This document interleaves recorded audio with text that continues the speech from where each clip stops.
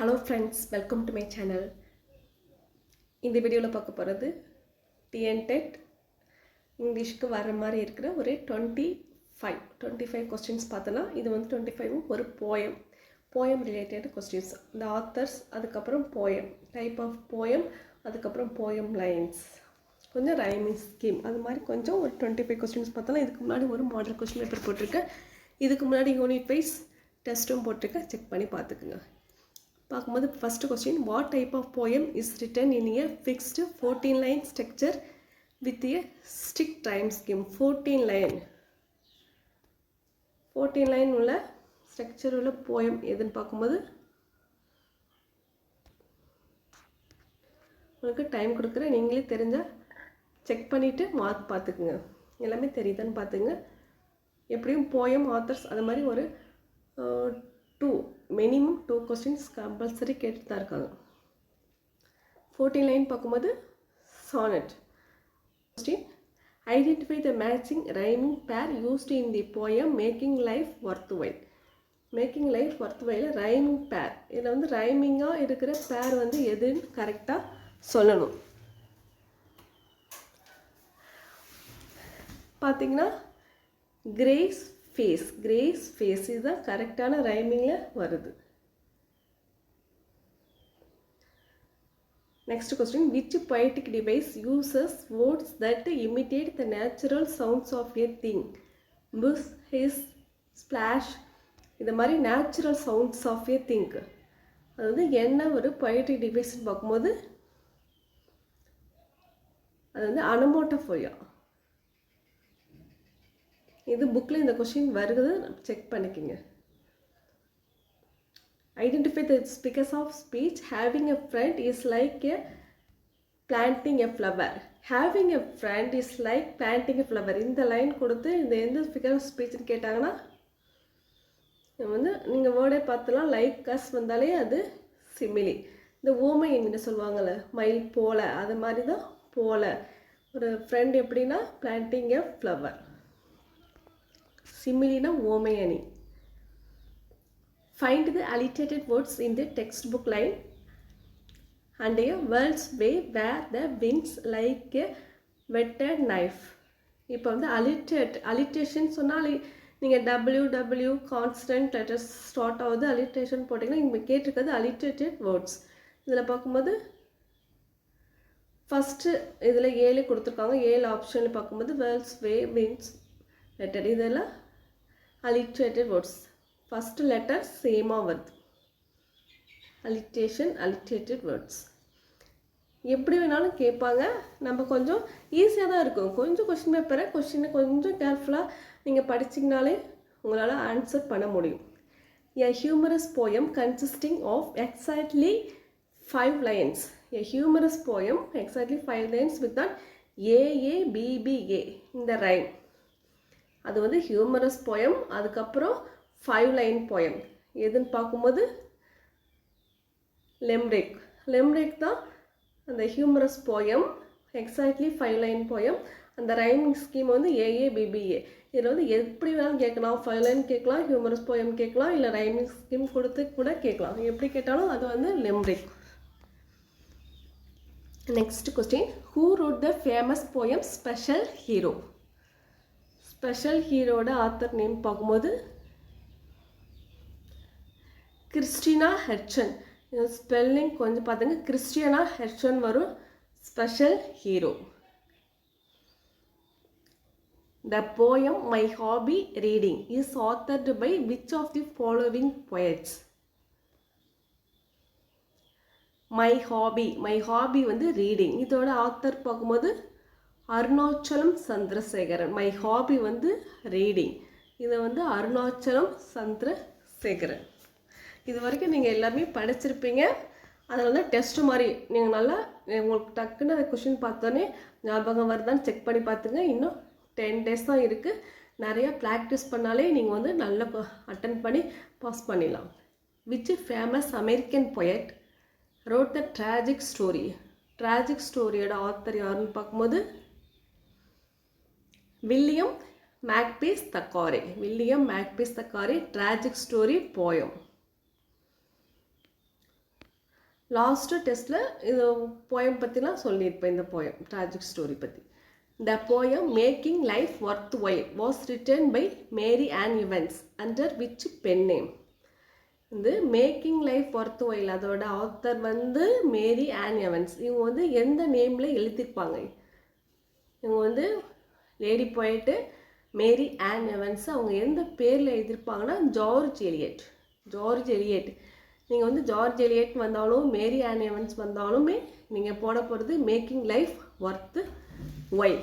இது வந்து Mary Ann Evans. Who wrote the classic nature poem A Think of Beauty, which an excerpt from his longer work Endymion? A Think of Beauty. A Think of Beauty இதை வந்து எடுத்திருப்பாங்க. எதுனா எண்டமியான்லேருந்து எடுத்திருப்பாங்க. இதோடைய author வந்து John Keats. John கீட்ஸோட எண்டமியான்லேருந்து தான் a thing of beauty. A thing of beauty first லைனே famous. A thing of beauty is a joy for எவர்னு வந்திருக்கும். Endymion John Keats. The crocodile was written by which legendary children's author? The crocodile poem. The crocodile poem அதோட author யார்? Lewis Carroll. Lewis Carroll தான் the crocodile poem author. Alice in Wonderland. The historical and narrative poem The Wandering Singers was composed by the Nightingale of India. Who is she? The historical and narrative poem The Wandering Singers was composed by அவங்க வந்து எழுது Nightingale of இந்தியான்னு சொல்லுவாங்க. அவங்க வந்து யார்? The wandering singers. Who is she? Sarojini Naidu. Nightingale of India அப்புறம் வந்து த வாண்டரிங் சிங்கரோட ஆத்தர்ஸு, அப்புறம் சரோஜினி நாயுடு. அதுக்கப்புறம் இன்னொரு பார்க்கும்போது பாரத் கோகிலான்னு கூட ஒரு சர்நேம் அந்த புக்கில் கொடுத்துருப்பாங்க. நைட்டிங்கேல் ஆஃப் இந்தியா, அந்த வாண்டரிங் சிங்கர்ஸ், சரோஜினி நாயுடு, பாரத் கோகிலா. இது வந்து உங்களுக்கு தெரிஞ்சால் பரவாயில்ல, இல்லைன்னா ஒரு ரீகால் பண்ணிக்கோங்க. எப்படி ஒரு 2 மார்க்கும் உங்களுக்கு எல்லா மார்க்கும் ரொம்ப முக்கியம் தானே. Who wrote the marine themed adventure poem Sea Fever? I must go down to the sea again. இந்த போயம் யார் எழுதுனது? Sea fever. Sea fever John Masefield. John Masefield தான் எழுதிப்பாங்க. சீனாலே அது மாஸாக இருக்கும். Sea fever John Masefield. Adventure poem. அந்த லைன் பாருங்கள். I must go down to the seas again. The poem Lessons in Life is written by The Lessons in Life. அந்த poem எழுதுனது 2 பேர் எழுதிப்பாங்க. லெசன் வந்து Bridget Bryant and Daniel Hu. Bridget Bryant and Daniel Hu. Lessons in Life. Lessons in Life Bridge. My Computer Needs a Break is a humorous modern poem written by which contemporary author? My computer needs a break.